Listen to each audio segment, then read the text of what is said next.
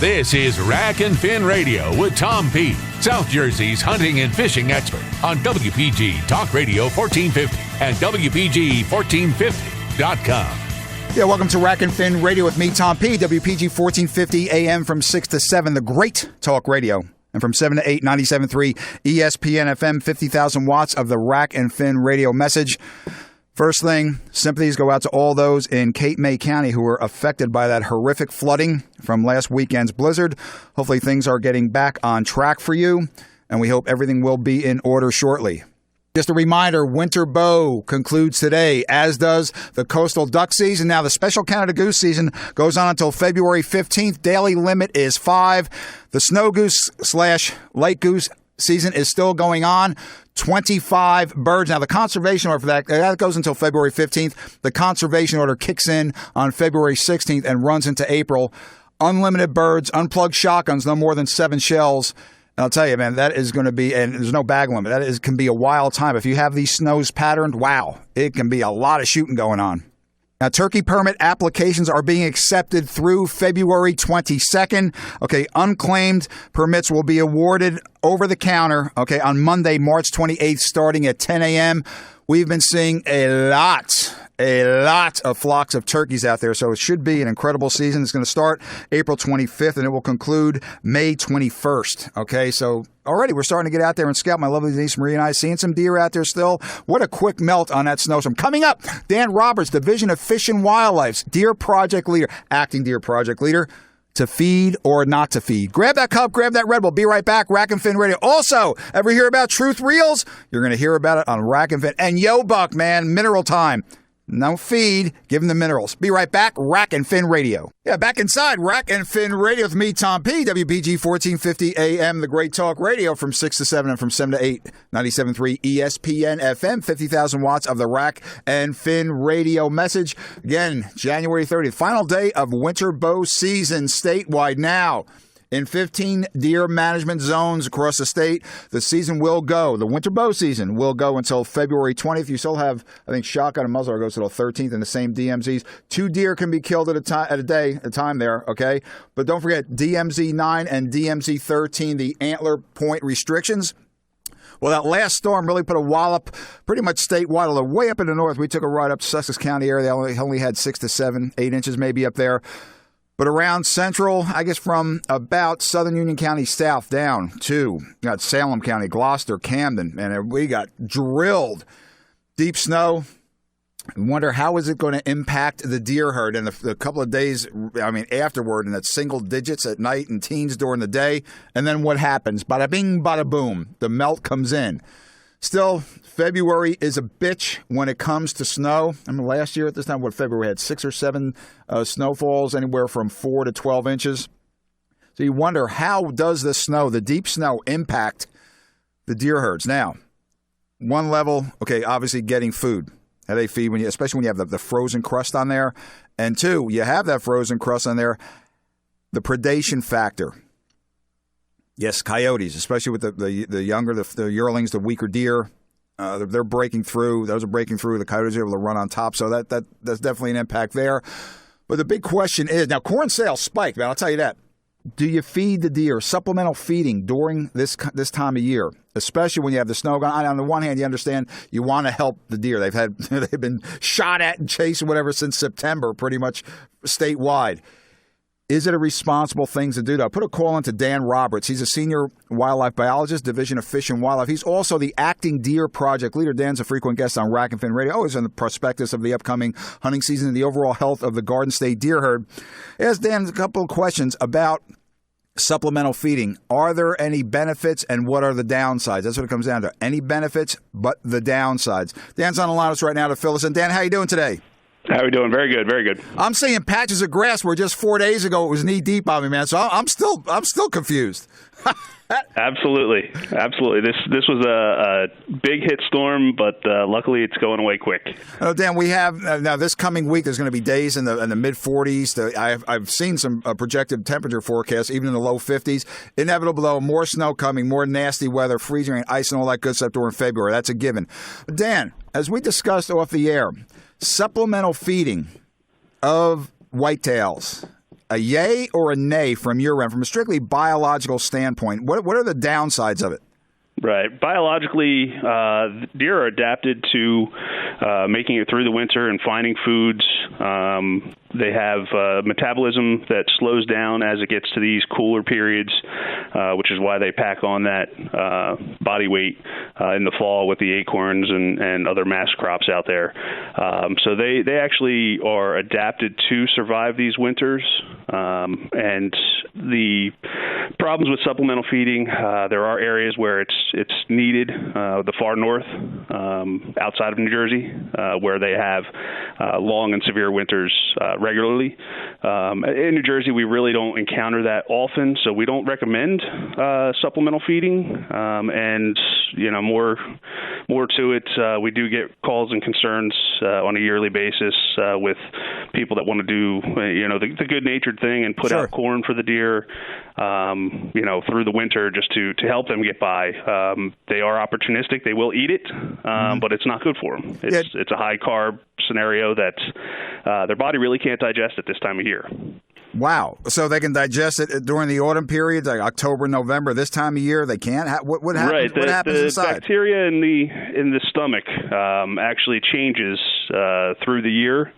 At this time of year, they're not really built or suited for handling those high carb scenarios that come along with heavy corn feed or daily corn feed, which is as we talked about popular through the winter.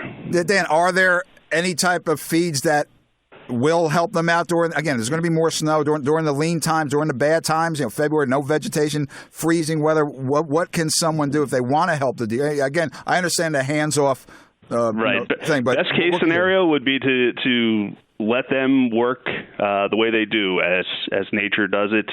There are edible food sources out there for them where they can get enough nutrition to survive the winter. I know that you say that. We do have some loss. I look in the woods. I say, man, this thing is naked. What do they need? Twigs? But you're right. They always manage to find something. Yeah, exactly. Just for their sake, it's best to leave it as is. They've adapted over the centuries, to handle these winters. Well, Dan, following the line of reasoning, though, that if I help feed the deer during the bad times in the winter, especially in the deep snow when they can't get to the acorns and the browse line, in some areas the browse line stripped, this will help them survive the winter, so there'll be more deer next year. I mean, is that faulty logic? Not 100% faulty. There's good thought to it. The problem is, being able to get the right food sources for them. And like I said, with the metabolism slowing down, they're bedding out in areas that are suitable with food. The foods that they need or the foods that they're looking for at this time of year, and they're adaptable to handle that. So they're not feeding as much or as often, but they are processing, the foods that they are reaching. And with winter, it does make it difficult, but, we do have species that very adaptable and very keen to the environment. So, Dan, I watched a young lady and her kids, and it was around your area, around the Aspen Colliers Mills area out there, Norwegian, not that way, Central Jersey, off 539 North. Dan, they were throwing white bread loaves from a bag, white bread slices from Lowe's, and if there weren't a dozen deer around there, just like loving it, I pulled over on the side of the road and just watched this for about 5 minutes. Even worse than corn. And I said, Tom P., keep your mouth shut. That's why your nose has been broken so many times, because you know how to keep your mouth shut. And I just drove on, and the deer looked happy. The kids were having a ball. The lady were helping the wildlife. That's, as bad as it is for humans, white bread, I can't imagine what it does to a deer's guts. Even worse for deer. Worse for deer than corn. That's even worse as far as the high carb goes, and wrong for them. Okay, join us on the line, Dan Roberts, Senior Wildlife Biologist, Division of Fish and Wildlife. He's also the Acting Deer Project Leader. Okay, Dan, now to the nasty words, winter mortality. Weather-driven, predator-driven deep snows like this, and then more deep snows coming, and that's inevitable. Does the division have any track on that? We haven't done it in the last few years. It's come up as a topic. We've had a couple areas that have had severe winters, and we are considering planning for the future to grab a couple areas and do a winter mortality search, just to see what kind of impacts it may be having and whether or not it may be more than what would be expected. To know that there is going to be some winter mortality is to know that there's going to be some predator losses, to know that right. Vehicles unfortunately are going to find some deer as well as. Oh yeah.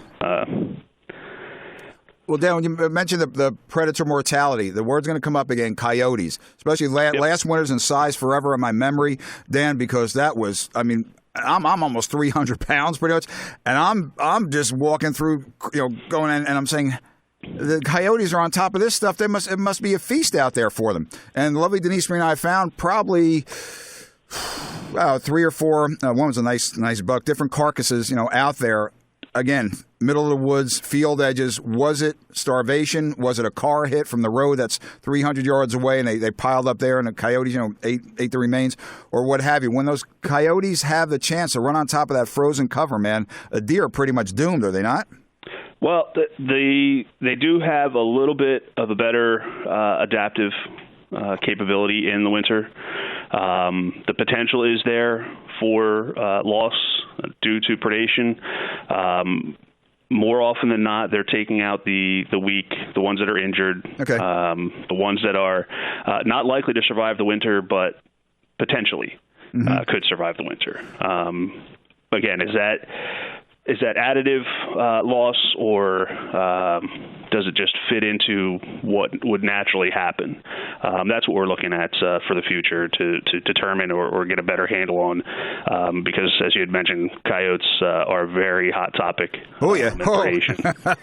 Oh, Dan, fair enough. Listen, back to the supplemental feeding, Dan. One of the things I discussed with a biologist from another state where winter feeding is pretty prominent, and he said one of the problems, possible transmission of disease, one deer to another. He said, you get 20, 30, 40 deer together. He said that's a rainforest of pathogens waiting to happen. That case possible in Jersey? Anywhere that there's baiting, anywhere that there's large feed areas where you're bringing deer closer together, you open up that door. The opportunity by bringing large numbers together does open up the opportunity for disease transmission, or anything along those lines of it could be mites or lice or anything like that could even get transferred just by being in closer proximity, by going to a food source, has that ability to open that door for transmission. Okay, Dan, another hot topic, too, chronic wasting disease. Now, the deer herds in the western Pennsylvania and out to the Midwest, ravaged by this.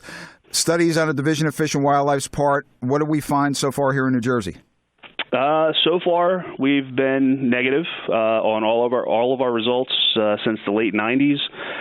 We just are getting our preliminary results in for the 2015-16 season, and the preliminary results that we've gotten in so far are, again, all negative. We test approximately 5%. With a 95% confidence interval of the population of the pending deer harvest.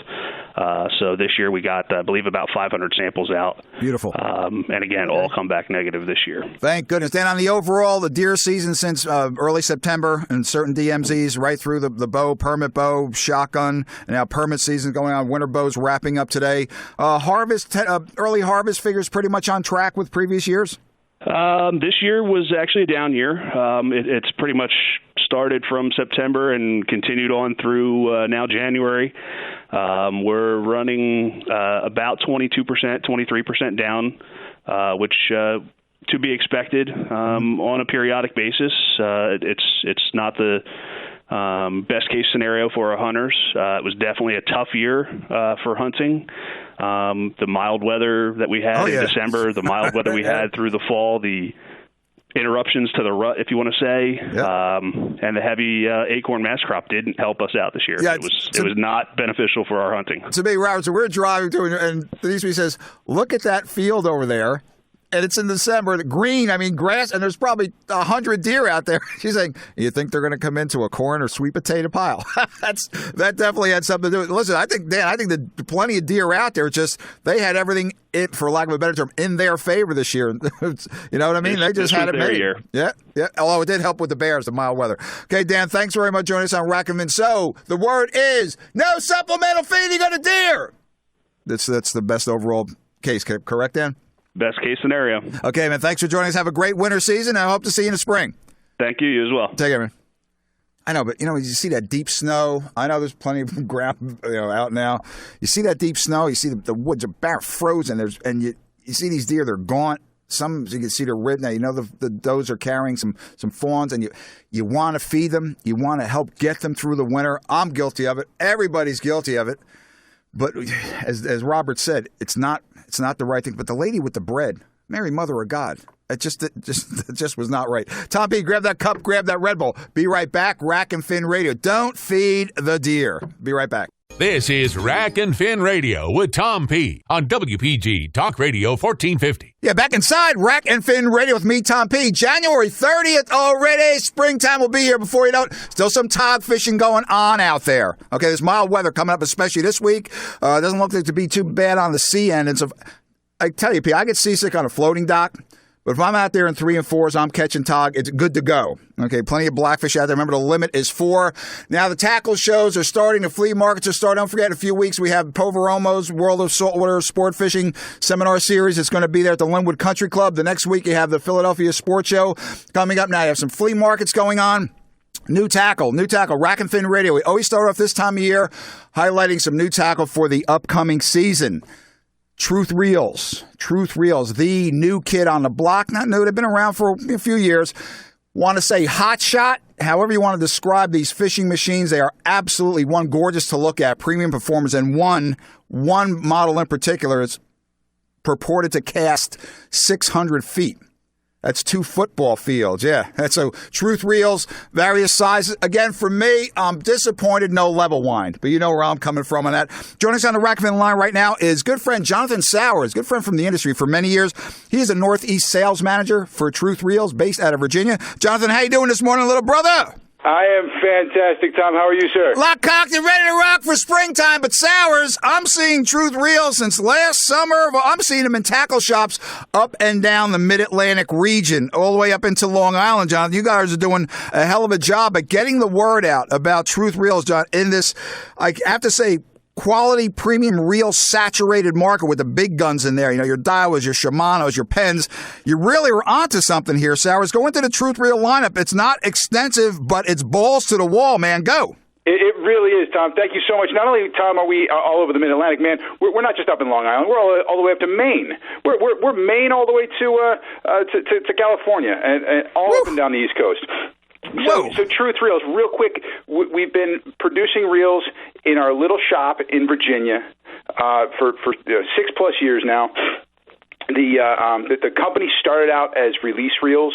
Right. This past summer, we had someone challenged our trademark, so we took the opportunity to really firmly, create a better spot for us in the market. A little bit of a challenge with the new name, but right.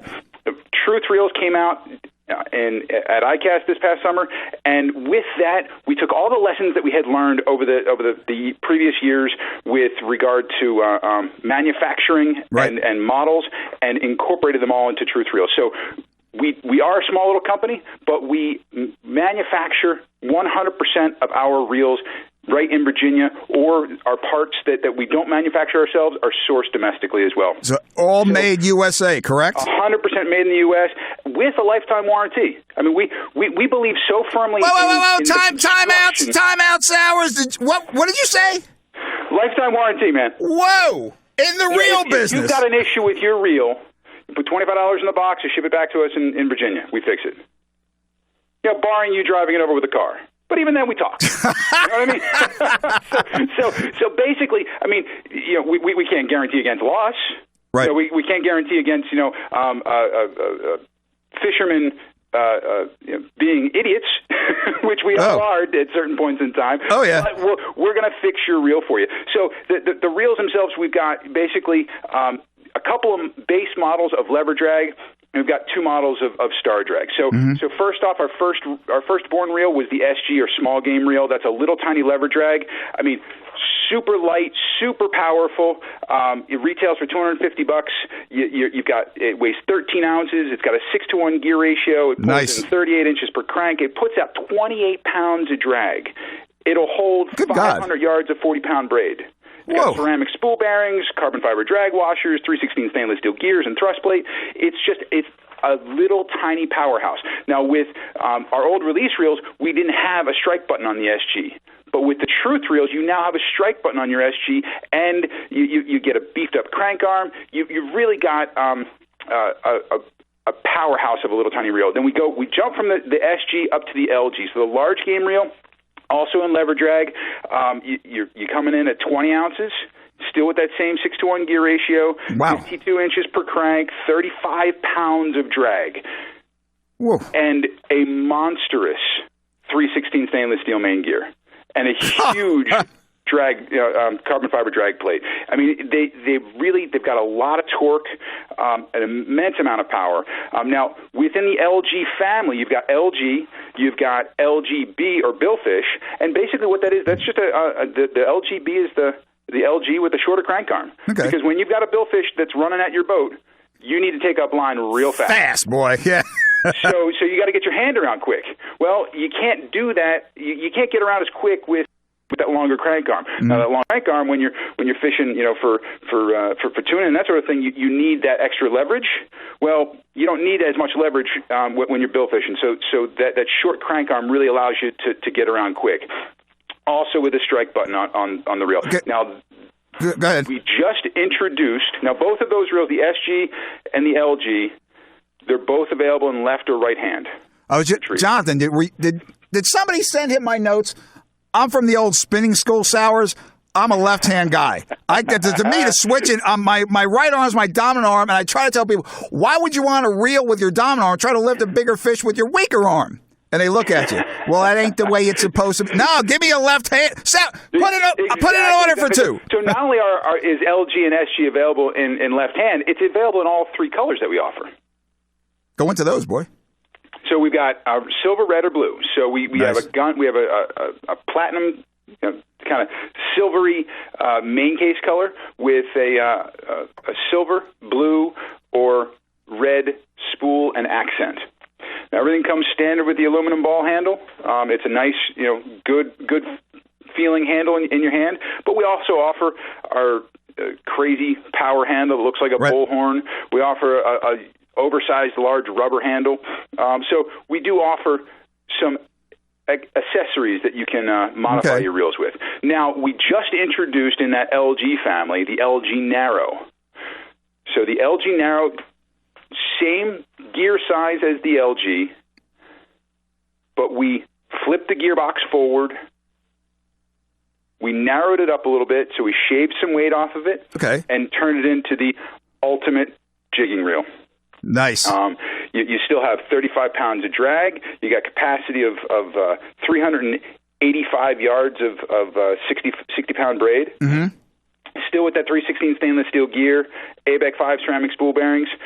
Just a little power, another powerhouse of a reel for someone who wants a little bit more capacity, a little bit more stopping power than the than the SG, but still utilizing that LG main gear and just a little bit lighter weight platform, a little bit easier to hold in your hand than the LG. Now, John, is that coming in still at the $400 retail end?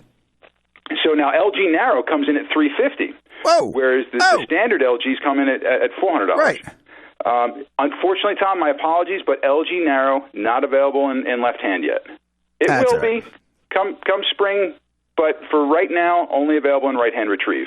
Sowers, I can wait. Join us on the line. Jonathan Sowers, Northeast Sales Manager for Truth Reels. Truth Fishing Reels. Truth. Now, here's my problem with the name, Sowers. Truth. Yeah. and fisherman. Those are mutually exclusive terms, Sal. Come on.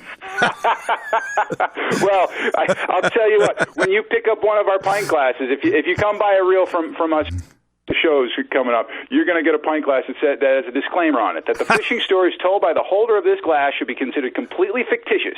Any resemblance to the actual truth is completely coincidental. Jonathan Sowers, Northeast Sales Rep, Truth Fishing Reels, WPG 1450 AM from 6 to 7 and from 7 to 8, 97.3 ESPN FM, 50,000 watts of the Rack and Fin radio message. Also, www.973espn.com, WPG1450.com. So, Jonathan Sowers, I understand there are some star drags in your lineup. Go, bro. There are, man. We've got 2 star drags in the lineup. We've got the SM, the Star Mag. We've got the SS, the Small Star. So, SM, Star Mag, we went to the surf guys, and we said to the surf guys, what is the one? What are all the things in a reel that you want? So Wes sat down with some of the top brains in the industry, the guys that just are absolutely crazy about surf fishing, and created a completely unique reel. So the Star Mag is frameless. There is no frame. There's no crossbars. What? Yeah, because Wes has an understanding of construction and how to machine in aluminum so that there are no crossbars. So there's no bar to get in the way. There's nothing to hinder the spool to flow freely. So even if you do backlash it and you've got to pick it out, you don't have a crossbar to get in your way. Now, if you really backlash it and totally bury it, it's two Allen screws on the side. That side plate pops off, and the whole spool cartridge slides right out. Did you talk to my former boss, Dick Wood, about this? Because that's tailor-made for me, Sowers. Unfortunately, here again, only available in right-hand retrieve, my friend. But the SM comes in at 16 ounces. It's got the 6-to-1 gear ratio, 38 inches per crank, 24 pounds of drag, with a capacity of 275 yards of 20-pound mono or 500 yards of 40-pound braid. Now, John, this is the casting one, that the casting machine, so to speak, the Rocket 600 feet. Is your tests have proven this? That's it. Now, Personally, I can't heave it that far. Now, the really good guys, the boys down south, and some of our super talented casters up north here, those guys, the folks who really have a very smart thumb, those guys can heave it wicked far, and it's because there's ABEX 7s already built into the reel. The reel was designed from the ground up to be unupgradable. Out of the box, it's going to heave super far. Now, with every premium machined product out there, whether it be an automobile or a fishing reel, you've got break-in time. So you actually have to, our reels, they want to be broken in. They want to be used. So the reels actually get smoother with time. So you want to work this reel out. So your Star Mag only comes in black. It's got mono mag cast control. It's got spool tension. It's got a counterbalance crank arm, ABEX 7 ceramic spool bearings, and it's just a casting machine that has incredible stopping power. Now, if you don't need all that casting distance and you don't need the mono mag control, you want to save $50. You can step down to the Small Star. It's the same exact reel as the SM, except it's got ABEX 5 ceramic spool bearings versus ABEX 7s. It doesn't have the mono mag cast control. It's got a longer crank arm. Okay. Not a counterbalance crank arm. So it gives you just that much more leverage. And it's coming in at $350 retail, Jonathan? $350 retail, but it only comes in silver. Okay. And unfortunately, here again, only comes in right-hand retrieve. Oh, that's all right. Well, let's get. However, if you've got a smart thumb on that Small Star, the spool itself has got a bit of a bell to it, so you can just roll your thumb right over on that spool and control that spool control without having to smoke your thumb out on the line itself. So $350 on the Small Star, only comes in silver. Here again, 500 yards of 40-pound braid, 275 yards, 20-pound mono, massive carbon fiber drag washers, huge 3/16 stainless steel main gear. It's the same main gear that you find in our LGs. So we only have to have one gear produced. So we get them produced by some folks out in Wisconsin, WM Berg, and they cut them all in 316 stainless. So that's why our gears, they lap in, they get better, they get smoother with use because they're constructed of such high-quality material. Well, John, that's the old Leonard Borgstrom, God rest his soul there, from the designer of Abu Sweden, with the ambassadors, as he said once to me, he looked right at me, he says, ambassadors don't wear out, they wear in. Cut your hair, you're embarrassing me. I said, Leonard Borgstrom right there in Spanx, Sweden. Well, John, let me ask you this. Truth Reels, listeners, very hot. These are the hottest reels on the market right now. In that specific niche, but you have your Avets, your Daiwas, your Shimanos, your Quantums, all great quality reels. Jonathan, the owners of Truth, released prior to Truth, it's dog eat dog out there. You know that. Oh yeah. To come out with a reel, and again, to me, what is a saturated high end market here? Figuring out this niche. How long was this in the making? Oh, this has been years in the making. Wes's background, actually, believe it or not, is as a former professional cyclist. So he spent lots of time riding bikes and thinking about construction, how to make things lighter, how to make things faster, how to make things better. So he's utilized all of that information that he gleaned over the years in bike construction and gearing, and is utilizing in the construction of fishing reels, because that was his true passion. You know, he raced for a bunch of years to make money, but now he's using all that information to help to create fishing reels. And what it's done is the reels themselves. The reason we can put a lifetime warranty behind them is because they're repairable. They're not. It's not something that you break and just you replace it. Right. You fix it, because we can take them apart. There's no extra springs. The boys in the shop are machining at such a high tolerance level that things snap together with great precision. There you go. So it's not loose on the inside. There's no extra spacers or washers to hold things together. So if something does break, and things break, all machines break. We can fix it. We can repair it. And just a $25 charge, and that's it? Yeah, put it in the box, ship it back to the shop. And can't beat that with a stick, people. The things that always astound me are the fact that in the 6 years they've been making these reels, they've not had to replace a drag washer because it was worn out. That is amazing. They've replaced them because they were completely encased in salt, because the owner didn't rinse his reel down. You're supposed to rinse your reels down? Yeah, you're supposed to use soap and water. Who started that rumor, Sowers? Rinse them off. Use some fresh water. Get it in there. Spray it with some WD-40. Treat it like it's a high performing piece of machinery, because that's exactly what it is. Well, Jonathan Sowers, thanks for joining us this morning. January 20th, Rack and Fin Radio, WPG 1450 AM and 97.3 ESPN FM. Truth Reels. You can see them now, Jonathan. You're going to be exhibited at the Saltwater Expo, correct? Will Truth Reels be out there at what we call the Oak Show? We will not be out at the Oak Show, but we will be at Somerset on March 18th and 19th and 20th in Somerset, New Jersey, at the Saltwater Fishing Expo. We will also be at the Suffern, New York World Fishing and Outdoor Expo, March 10th to the 13th. And prior to that, we'll be at the Rhode Island Show up in Providence, the 26th through the 28th of February. So unfortunately, we can't be in two places at once. So we're actually trying to figure out how to be at Oaks, but haven't figured out the staffing yet. So. Okay, well, listeners, here, you want get your hands on a Truth Reel now. See one in the flesh right there. Fanatics, West Avenue in Ocean City. Also Tackle Direct right there in Northfield on Tilton Road. And Jonathan, you're going to be in, I'm saying by early spring, the quality of these reels. Listen, I've seen videos of how these things perform.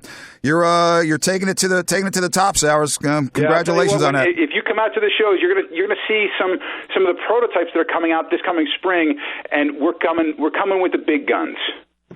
So be sure to come on out and check us out at the shows, because you're going to see some stuff that is coming out this spring that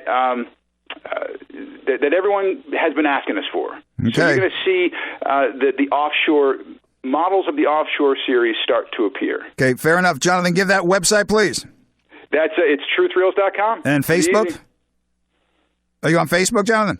Of course we're on Facebook. What do I have to ask that? What do I? Right there at truthreels.com. So. Okay, Jonathan. I'll see you at Somerset, little brother. Be good.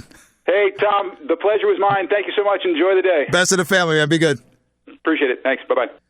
I know the market's saturated. Here's a problem. Are reels overbuilt these days? I mean, you buy one and it's going, and it's got a rep. Call me, it was last year. Hey, Tommy P, have a great deal. Blah, blah, blah, blah, blah, blah. I said, the reel I used all season, I must have cast it and worked it 2,000, 3,000 times. It's still as smooth now as when I took it out of the box. Rep says, yeah, but this reel is almost a third of an ounce lighter with a magnesium spool. I said, you got to be kidding me. I mean, it's amazing. Hey, Tom P., grab that cup, grab that Red Bull. Up against a break. We get back. We have on schedule Louis Mazzeo, Yo Buck. Yes, back to the deer, the supplemental feeding. What to do and what not to do. Minerals. That's what's going to get them through the winter. Grab that cup, grab that Red Bull. Be right back. This is Rack and Fin Radio with Tom P. on WPG Talk Radio 1450. You're loving it live, Rack and Fin Radio with me, Tom P., WPG 1450 AM from 6 to 7, the Great Talk Radio, and from 7 to 8, 97.3 ESPN FM, 50,000 watts of the Rack and Fin Radio message. Yes, check out the Truth Reels, man. Get down there, Fanatics in Ocean City. Billy and Eddie have some in stock right there. They are going to be, they were hot last year, more toward late summer, fall. All of a sudden, the word was out, Truth Reels, bang. People were asking for them all over the place. They are hot. Now, earlier in the show, we had on Dan Roberts, Principal Biologist, Division of Fish and Wildlife, Deer Project Leader, acting Deer Project Leader over there. Okay, to keep, about supplemental feeding, not the thing to do. However, minerals, get the deer over the hump of a bad winter, any winter season. Minerals. Joining us on the line right now, very special guest. Haven't had him on in a while. Louis Mazzeo, owner and president of the wildly successful Yo Buck series. Homegrown, man. Homegrown here out of Hamilton.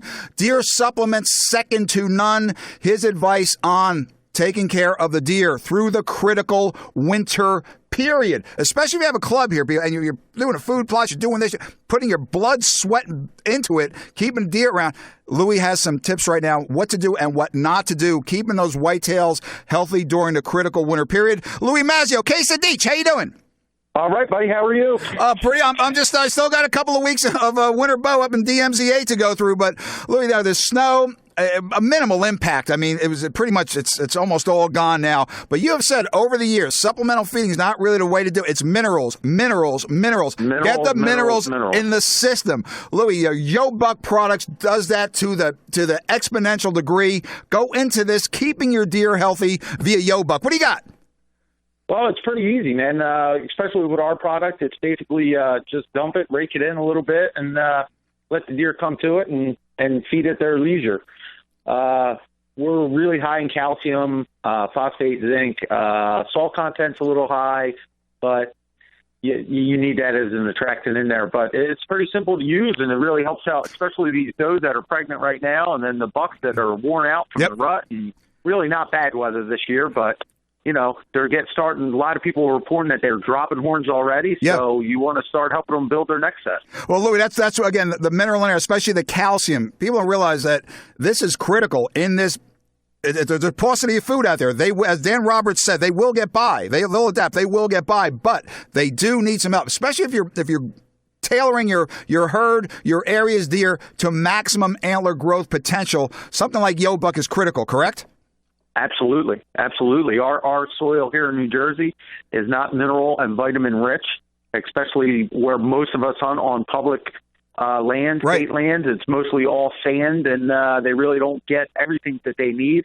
And the difference between our deer and a Kansas buck is the soil in Kansas is better than the soil in New Jersey. Yeah, out there, Louis, in Nebraska, I've hunted out there. It's all that rich loam. The deer they grow up. They're Shetland ponies by the time they were before they were a year and a half old. Absolutely. Well, we can do that here. That's why we started producing Yo Buck here in New Jersey. It was basically just a product that we wanted to sell here and give people the edge that we don't get. And a lot of people think it's just our deer herd. They're just smaller deer. They don't grow big horns, but that's not true. I mean, over the last 5 years, there's some slammers coming out of New Jersey, and that's because guys are putting hard work in.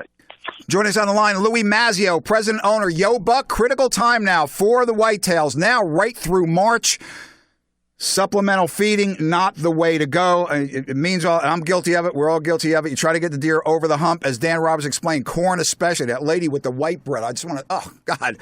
But minerals, Lou Mazio explains, minerals. Lou, coming up with the exclusive Yo Buck formula, trial and error, 5 years, 6 years. How long in the making to get the product where you're seeing the results that you have now? I mean, your stuff is, you can't find it anywhere. It's off the shelves. You're doing orders over the internet, like you said yourself. Tom P., I can't even breathe. I'm behind schedule. Filling orders. We can't keep up. We're about 10 days behind.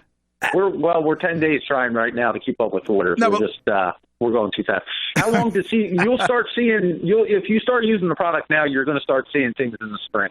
You're definitely going to see it. If you're a guy that really pays attention, or a woman that pays real close attention to their trail camera and can pick out different deer that they've been watching for 1, 2, 3 years, yep, you're going to see a difference. You're going to see a difference in body size. You're going to start seeing a difference when they come in velvet and the horns start growing. You start to see a difference right away. I mean, you're not going to grow a giant, a spike into a 200-inch deer in a year. Yo Buck isn't a magic potion. But with regular use and keeping that mineral site available to them, you see big, big changes. I mean, I have fawns on camera this early spring that most guys would tell me that they're not from New Jersey, but it's because we product up, we keep the deer on it year in, year out. I mean, during hunting season, we cut back a little bit. Mm-hmm. Once they come into hard antler, we cut back a little bit. We recommend that. We don't want people to spend their hard-earned money and by putting stuff out that they don't need to put out at certain times.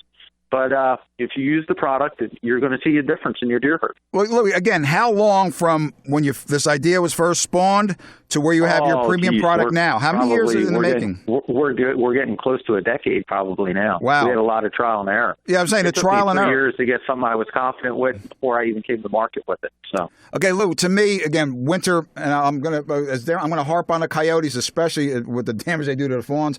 Critical does the pregnant does get this nutrition supplement during the critical winter period, correct? Absolutely. Think of it as a prenatal vitamin. Mm-hmm. I mean, women get pregnant, their doctors put them on a prenatal vitamin for a reason, because it produces a healthier baby. So if you have pregnant does in your area and you want to produce healthy fawns, and healthy buck fawns usually turn into really healthy older deer as they age. So it's just think of it as yourself. Sure. You know what I mean? You don't stop taking your vitamins because they got hot out or it's too cold out. You keep taking your vitamins every day. I'm really remiss on that one, Mazio. As you can see, they can donate my body to science fiction. We know that. You need to start taking your vitamins, buddy. Well, look, listen. Now, your products, it's something you say you could rake in. Someone said, I think it was Jason down in Bass Pro Shop. Shout out to Bass Pro Shops down there, man. Cool crew down there. You have a ball as well, or a block? We have a block. We started producing a block. A lot of people like the blocks. I'm not a block guy, but a lot of people love it. It makes life simple. You throw 1 or 2 of them out, and you're covered for a couple months. Mm-hmm. They are available on the website. They're available at the Rack Shack. We're trying to get our way in the Bass Pro Shop. But is he shameless? Well, right now we're having pre-orders on the website for me. You could order 2 of them. And we're looking probably the next shipping date wouldn't be till February 15th because it's getting really hard to keep up with orders. We're going to have to start hiring a few more people soon. Okay, Louis, critical now, these next February into the end of March, actually into early April. Now, you say you scrape out a spot, put the Yo Buck in more than one site. Say you had a 10-acre piece, 20-acre piece. What's the distance? One site until you hit 40 acres. That's the rule of thumb for any mineral. Mine or anybody else's is every 40 acres. So if you have a 20-acre piece, you need one mineral site. Okay. Louis Mazio, president. Yo Buck, based out of Hamilton, Jersey, homegrown mineral and nutrients second to none when it comes to keeping your deer healthy, promoting antler growth. And Louis, again, during this critical, we're going to be fatal period. More snow is coming. Listen, we know it's going to be February. It's going to be more snow. It's going to be frozen on top. Deer are going to have a tough time feeding. Get them out. No supplemental feeding. Get them onto the minerals. Like I said, Louis, and you said to me off the air, Tom, people always find something to eat, but it's vital that they get these minerals in their systems, not only for the does, pregnant does, but you're promoting antler growth for next year. So, Louis, when you figure year-and-a-half-old buck average in New Jersey is what? What did I say? 4, predicated on the area, naturally. I mean, some year-and-a-half-old bucks in the Pine Barrens have spikes, others in the more fertile areas, 4.6 points.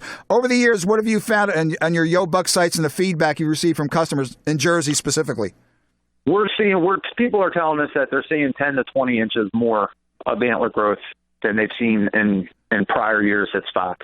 Beautiful. That's pretty crazy because, I mean, we could legitimately call a 120-inch deer in New Jersey a trophy. Sure. So if you're seeing a 120-inch deer and you can put 20 inches on that deer, which is possible in New Jersey, proper nutrition, vitamins, minerals, you can do that.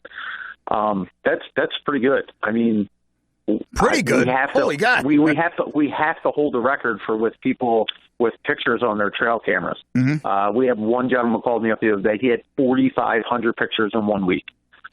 Jeez. So that says something about the attracting power, but that tells you about once a deer finds something and knows, because deer know that that's good for their body from the way they feel after they consume it, that's how much they're coming back to that site to hit that site over and over again to get what their bodies need. Mazzy, so I feel that way when I see an anchovy pizza and a pitcher of beer. You know what I mean? There you go. Same thing. I mean, you know you like it. You know what's good for you. You got to go back.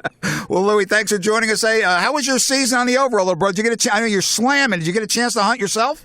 I killed 3 bucks and 2 does this year. Good for that you. Was my number. Nothing super spectacular, but 1 buck was pretty good. But it's New Jersey hunting. I'm going to say some of it was yo buck and some of it was a little bit of luck being in the right place at the right time. There you go, Lou. Give that website, please. Hey, on our website right now, we got a special running 6 2.5-pound bags for $18, and that's free shipping. There's nobody out there. You can't go to any store and buy it that cheap or any other mineral, and all you got to do is www.yobuck.com. And send those photos into the Facebook page. What's the Facebook page? Yo Buck Facebook? Yo Buck Deer Mineral on the track. Okay, Louis. And you can follow us on Twitter at YoBuck1. Okay, man. I'll see you this spring sometime. Look, guys, is the family doing good?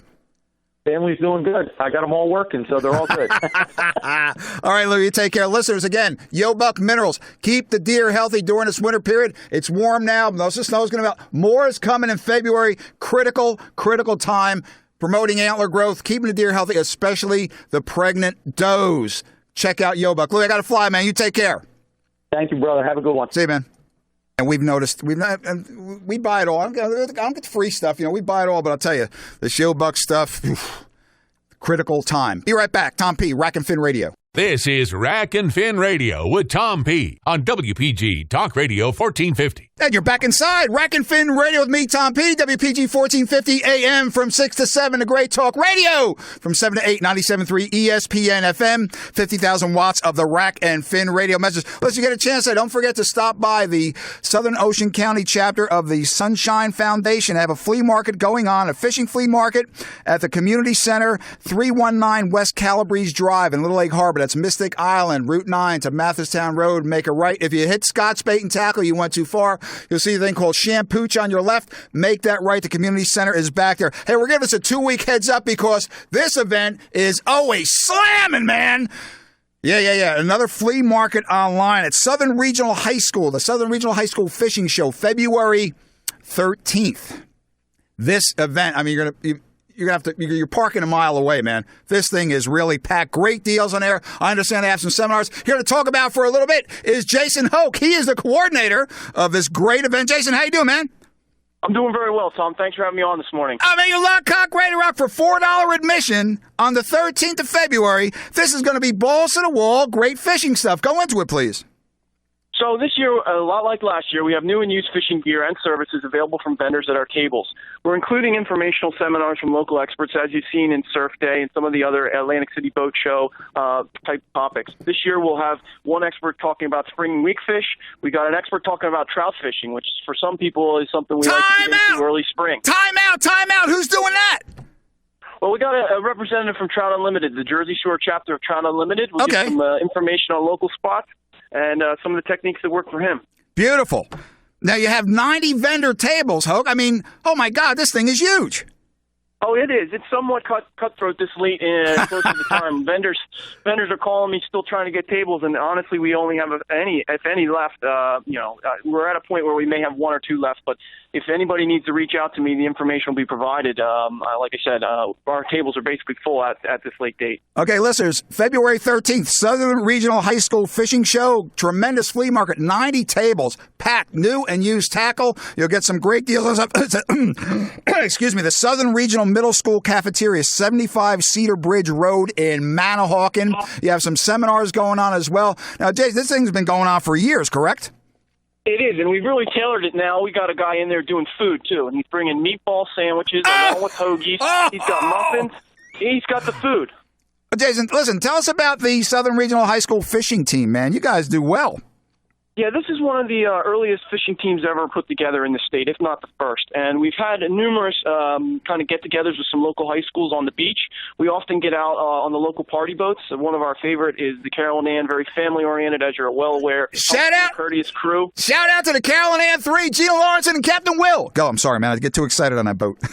It's a great experience for our kids. And so, this club that we have put together, it's kind of set for kids that have fished before and kids that have not. Mm-hmm. And it suits them well. The trips we take tend to be perfectly suited for these kids. Some of them, like I said, have a lot of experience, and others are kind of developing, getting into fishing. So our team is, one that we've had students never fished before and kids that have been fishing since they've been walking. So sure. That's kind of, we're open to almost any student, and that's the benefit of this fundraiser. That's where all the money goes. It goes right into offsetting cost of our surf team, surf fishing team, and our boat trips. So, coming out to our fundraiser basically just gets more kids interested in fishing, and that's nice for the local community. Well, Jason, as an educator, you're well aware of the crushing diversions that kids have today, with the social media, the internet, etc. Getting them to fish, even in an area such as this, which is rich in fishing tradition, that's still a tough gig. So getting them on the boats, getting with a rod and reel in their hand is critical, correct? Oh, I'd agree completely. And that hands-on experience, once they get out there and they see that it's something that they can do in their backyard, they can do wherever anywhere they have access to a little creek or a pond, it gets them spiraling. And the thought is that we bring up these stewards of the local waterways and waterways as clean as possible so that they're available for future generations. On the Rack and Fin line this morning, January 30th, is Jason Hoke. We're talking the Southern Regional High School Fishing Show.